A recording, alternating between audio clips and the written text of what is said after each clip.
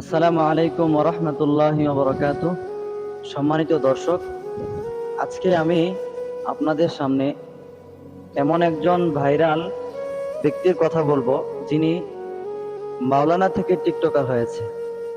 আসলে ভাই, আমরা যেটা দেখি মানুষ খারাপ থেকে ভালো হয়, কিন্তু এখন দেখতেছি যে সে একজন মাওলানা হয়ে সে কিভাবে টিকটকার হয়।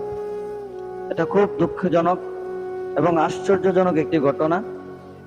তো আসুন আমরা তার মুখ থেকে শুনে আসি। নামাজ হবে প্রায় 5 বছর ইমামতি করেছি।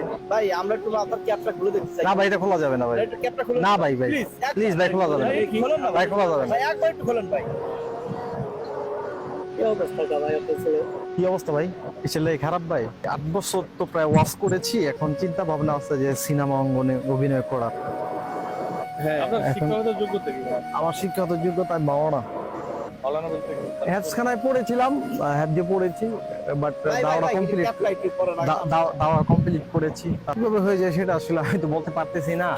এরকম তো ইতিপূর্বে কেউ হয় নাই, জাস্ট আমি মনে ভাই, হয় একটু, প্রথম নাকি একটু হেদায়েতের মালিক তো আসলে আল্লাহ পাক। এটা তো দুনিয়ার কোনো মানুষ না, এটা আসলে তার ব্যাপার, আল্লাহর ব্যাপার। ইন্নাকা লা তাহদি মান আহবাবতা ওয়ালাকিন্নাল্লাহু ইয়াহদি মান ইয়াশা। তার মানে আপনি কি স্বীকার করবেন যে আপনি কত ভ্রষ্ট? আমি স্বীকার করব, আমি তো আসলে এমন না যে আমি আল্লাহকে ভুলে গিয়েছি বা আমি এখন আল্লাহকে মানতেছি না বা নাস্তিক হয়ে গেছি, ইসলামকে আমি মানতেছি না। ঠিক আছে, আপনারা যেরকম 5 জন আছেন জেনারেল, আমি আপনাদের মতোই জাস্ট এই ফিলটা নেওয়ার জন্য না আর কি। জীবনে কিছু আশা এবং স্বপ্ন ছিল, এর ভিতরে একটা স্বপ্ন ছিল যে আমি বড় বক্তা হব। তখন আর কি বড় বক্তা হলাম, ওয়াজ মাহফিলে ওয়াজ করলাম, লক্ষ লক্ষ জনতা আসতো আমার মাহফিলে।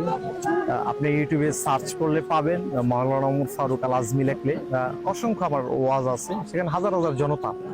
তো পরবর্তীতে ভাবলাম যে একটু সিনেমা টিনেমা করি, ওয়াজ অনেক করলাম, এখন সিনেমা করি যে কেমন হয় বা কি আসে। মাদ্রাসায় পড়া